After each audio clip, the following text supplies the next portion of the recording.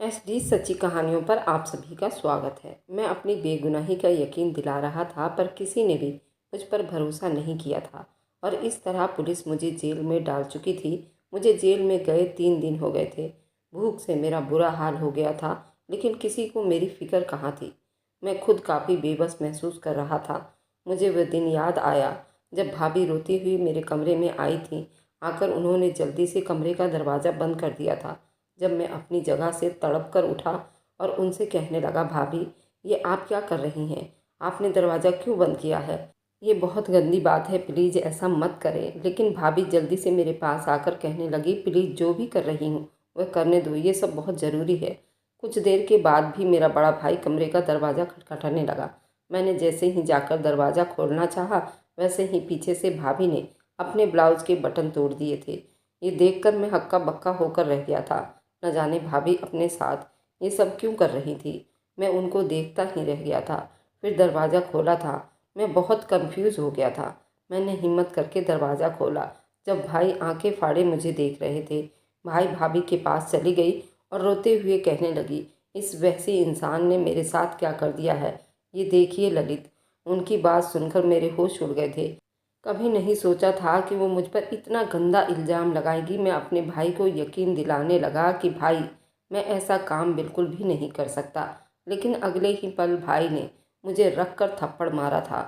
भाई कहने लगे, मैं जानता था कि तुम ऐसे ही निकलोगी। भाभी मुझे पहले दिन से ही ये सब कह रही थी कि तुम्हारा भाई जैसा दिखता है वैसा बिल्कुल भी नहीं है, उसकी मुझ पर गंदी नज़र है। लेकिन मेरा भाई अपनी पत्नी से यही कहता था, खबरदार जो मेरे भाई पर इल्ज़ाम लगाई तो वह शुरू से ही एक बाल ब्रह्मचारी है। वह ऐसी गंदी और वेश्याना हरकत बिल्कुल भी नहीं कर सकता।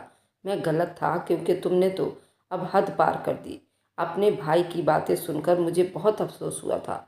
मेरे पास कोई सबूत भी नहीं था जो दिखाकर मैं अपनी बेगुनाही साबित करता। जब अगले ही पल भाई ने पुलिस को कॉल कर दी थी। इस तरह मुझे रेप केस में जेल हो गई थी। पर मैं जानता था कि मेरे हनुमान जी मेरा साथ देने वाले हैं। वो मेरे साथ इंसाफ करेंगे। जेल में रहते हुए मुझे 5 दिन हो गए थे। मेरे भाई ने मुड़कर भी मुझे नहीं देखा था। मुझे अपने माँ बाप की बहुत याद आ रही थी, जिनकी 2 साल पहले ही मृत्यु हो गई थी। पर मुझे लगता था कि मेरा भाई शायद मुझसे मिलने आएगा, पर वह अब अपनी पत्नी के साथ बिल्कुल ही मगन हो गया था। मेरी भाभी ने ये सब कुछ इसलिए नहीं किया था क्योंकि वो कोई बुरी औरत थी, बल्कि वो ये चाहती थी कि उनकी बहन की शादी मुझसे हो जाती। लेकिन उनकी बहन बहुत ही मॉडल और फैशन वाली थी। उसका नाम सीमा था। कॉलेज के दिनों में वह किसी लड़के से प्यार करने लगी थी। वह उस प्यार में इतनी हद तक आगे बढ़ गई थी, वह अपनी इज्जत तक गंवा बैठी थी और इसी घटना में वो प्रेग्नेंट भी हो गई थी। पर मेरी भाभी के रिश्तेदारों में उसका कजन एक डॉक्टर था। उसकी मदद से उसने अपना बच्चा ऑपरेशन करवा लिया था। पर सीमा अपनी इस घटना से भी बाज नहीं आई थी और उसने अपने पुराने बॉयफ्रेंड से ब्रेकअप ले लिया था। फिर उसका एक और नया बॉयफ्रेंड बन गया था और सीमा फिर से वो ऐसी घटना का शिकार हो गई थी। पर इस बार उसके कज़न भाई ने उसका अबॉर्शन नहीं किया था और वे चाहता था कि अब इसकी शादी कर दें। लेकिन अब उसकी इतनी बदनामी हो चुकी थी कि उसके रिश्ते भी नहीं मिल रहे थे और मेरी भाभी ने अपनी बहन सीमा को हमारे घर पर बुला लिया और सीमा बहाने बहाने मुझसे बात करने की कोशिश करती और मुझे अपने झूठे प्यार की जाल में फंसाना चाहती थी। एक दिन मेरे ना होने पर मेरे कमरे में छुपकर मेरे बिस्तर पर सो गई और जब मैं रात के समय अपने कमरे में अपने बिस्तर पर गया, मैं सीमा को देखकर चौंक गया था। सीमा आकर मेरे सीने से लिपट गई थी और कहने लगी, मैं तो तुमसे बहुत प्यार करती हूँ, पर मैं तो ठहरा एक बाल ब्रह्मचारी। मैं उसके प्यार की जाल में नहीं फंसा और सीमा को मैंने मुंह तोड़ जवाब दिया, उसके कान के नीचे रख कर दिया और उसे अपने कमरे से जाने के लिए कह दिया। इस बात पर वे दोनों बहनें मुझ पर तिलमिला उठी। मेरी भाभी ने तो मुझे कुछ भी नहीं कहा, पर सीमा उसी दिन वह अपने घर चली गई थी। मुझे सीमा के पहले बॉयफ्रेंड ने उसके बारे में सब कुछ बता दिया था। मेरा और सीमा का कोई जोड़ नहीं था। वह मुझसे पूरे 5 साल की बड़ी थी। हम दोनों में ज़मीन आसमान का फ़र्क था। मैंने भाभी को साफ मना कर दिया था तो भाभी अब मुझे धमकियाँ देने लगी थी कि अगर तुमने मेरी बहन से शादी ना की तो मैं तुम्हें ज़माने भर में बदनाम करके रख दूंगी। मैंने भाभी से साफ मना कर दिया था और कहा कि देखो भाभी, भगवान हम सब इंसान के अंदर बसता है, कभी भी अपने भक्तों को रुसवा नहीं करता। मैं जानता हूँ मेरी नीयत क्या है। मैं आपकी बहन से कभी भी शादी नहीं कर सकता। इस बात को अभी 3 दिन ही नहीं बीते थे जब भाभी मेरे कमरे में आ गई। मैंने कभी नहीं सोचा था कि मुझ पर ये इल्ज़ाम लगाई जाएगी।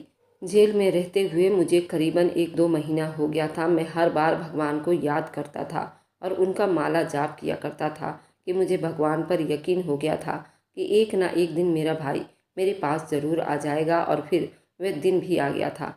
जब वो मेरे पास आया मुझे यकीन नहीं आ रहा था। मेरा भाई मुझसे कहने लगा, मुझे माफ़ कर दो, मैं अपनी पत्नी की बातों में आ गया था। पर अब मुझे सच्चाई मालूम हो चुकी है कि मेरी पत्नी ने तुम पर गलत इल्ज़ाम लगाया था। मैंने कभी नहीं सोचा था वह इस हद तक चली जाएगी, लेकिन अब दूध का दूध और पानी का पानी हो गया है। इस तरह मैं जेल से बाहर आ गया और अपने भाई के गले लगकर फूट फूट कर रोने लगा था। मैं घर गया तो भाभी का कोई नामो निशान नहीं था। मैंने अपने भाई से पूछा कि भाभी कहाँ है।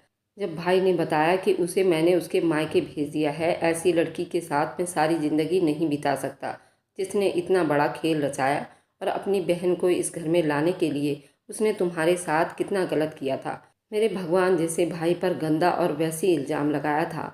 मैंने अपने भाई से कहा कि भाई तुम अपनी पत्नी को माफ़ कर दो, उसको इतनी बड़ी सज़ा मत दो, क्योंकि मेरी भाभी पूरे 8 महीने प्रेग्नेंट थी। इस हालत में अगर वह रोएगी तो बच्चे पर बहुत बुरा असर पड़ेगा और बच्चे की सेहत भी बिगड़ सकती है। भाई तुम बच्चे की सेहत के लिए भाभी को माफ़ कर दो और उन्हें घर पर ले आओ। मेरे भाई ने भाभी को माफ़ कर दिया और वे घर आ गई। भाभी ने मुझसे आकर बहुत माफ़ी मांगी। मैंने उन्हें माफ़ कर दिया, पर मैं अब उनसे कभी भी बात नहीं करता था। अब मैं भाई के साथ नहीं रहता। मैंने अपना एक अलग घर बना लिया था। मैं वहीं रहता था और मेरा एक प्यारा सा भतीजा हुआ था जिसे मैं अपने दिलो जान से भी ज़्यादा चाहता था। मैं कभी कभी उससे मिलने जाया करता था। और भाभी की बहन सीमा बिन ब्याही माँ बन गई थी, क्योंकि इस बार वह उस बच्चे का ऑपरेशन नहीं कर पाई। काफ़ी देर हो चुकी थी, इसी कारण डॉक्टरों ने उसका ऑपरेशन नहीं किया और इसी वजह से उस बच्चे को दुनिया में लाना पड़ा। और कोई भी रिश्तेदार सीमा की इस हरकत पर खुश नहीं है, जिसकी वजह से उसके रिश्ते में भी रुकावट आ रही है और ना ही कोई उससे शादी के लिए तैयार हो पा रहा है। अब वो बिन ब्याही माँ बनकर जॉब करती है और उस बच्चे को पालती है। उसका दूसरा बॉयफ्रेंड भी उसे छोड़कर चला गया। देखिए यहाँ पर सीमा के साथ कितना गलत हुआ, क्योंकि सीमा यहाँ पर खुद भी गलत है, क्योंकि वह अपनी इज्जत को संभाल कर ना रख पाई, जिसकी वजह से उसकी जीवन में कितना संघर्ष करना पड़ रहा है। ना तो सीमा का कोई जीवन साथी बनने को तैयार है, तो आजकल लड़कियां अपनी आज़ादी का बहुत ज़्यादा गलत फ़ायदा भी उठा रही हैं। उन्हें बाहर पढ़ने की, जॉब करने की और घूमने फिरने की आज़ादी है। तुम अपने फ्यूचर और भविष्य के बारे में क्यों नहीं सोच रही हो? अगर कोई लड़की बॉयफ्रेंड की कमी महसूस करती है या उसे बॉयफ्रेंड में दिलचस्पी है, तो उस लड़की को चाहिए कि अपनी पढ़ाई लिखाई छोड़कर शादी कर ले। बॉयफ्रेंड रखने से अच्छा है कि तो अपने माँ बाप की मर्ज़ी से शादी कर लो, क्योंकि बात तो यही है कि तुम अपनी भविष्य और फ्यूचर की चिंता छोड़ अपने यौन संबंध की तरफ ज़्यादा ध्यान दे रही हो। आपको तो शादी ही कर लेनी चाहिए। चाहे वह आपका बॉयफ्रेंड है उसी से शादी कर लो, या फिर माँ बाप आपकी शादी करवाते हैं तो वहाँ शादी कर लो, क्योंकि अब आपको भविष्य और फ्यूचर की चिंता नहीं है, यौन संबंध बनाने की चिंता हो रही है। तो अब पढ़ाई छोड़कर अपना परिवार बनाइए। तो बताइए दोस्तों, मेरी राय आप लोगों को कैसी लगी? आप लोग बताइए कि क्या मैंने अपनी भाभी को माफ़ करके सही किया या गलत? कमेंट में ज़रूर बताइएगा। अगर आपको आज की कहानी पसंद आई है तो वीडियो को ज़रूर लाइक कीजिएगा और अपने दोस्तों के साथ शेयर भी कीजिएगा। और हाँ, अगर आपने अभी तक हमारे चैनल को सब्सक्राइब नहीं किया है तो ज़रूर जाकर सब्सक्राइब कर लें। मिलते हैं हम अपनी कल की एक नई दिलचस्प कहानी के साथ। मुझ पर सदा अपना प्यार और स्नेह बनाए रखें। सभी को मेरा प्यार भरा नमस्कार दोस्तों।